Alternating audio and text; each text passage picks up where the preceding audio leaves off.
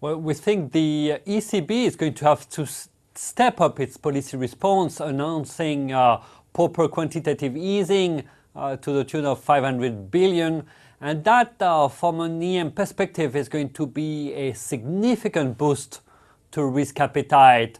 So from an EM perspective, we are awaiting the ECB signals with great anticipation.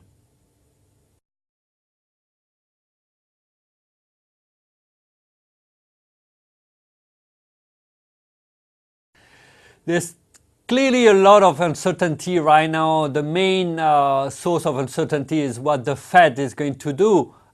So in terms of strategy, I recommend my clients to be relatively cautious in the near term, at least until the Fed actually properly hikes. After that, I would say the environment is going to improve considerably for emerging markets. So I'm ready to turn much more bullish in the latter part of 2015.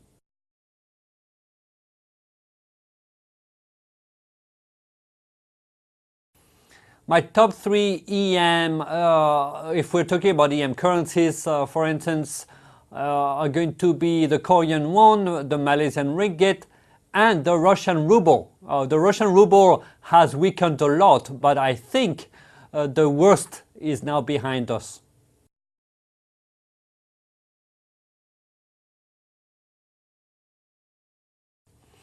Asia continues to outperform on the fundamental front, and those currencies, the Korean won and the Malaysian ringgit, are very cheap from a long-term valuation perspective.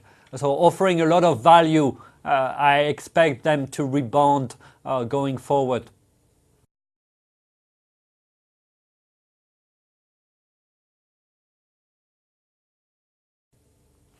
Well, safe havens in emerging markets are the low beta markets, the low volatility currencies.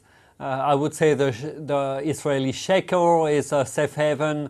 The Chinese currency, CNY, tends to be very low vol and can be viewed as a safe haven on a relative value basis.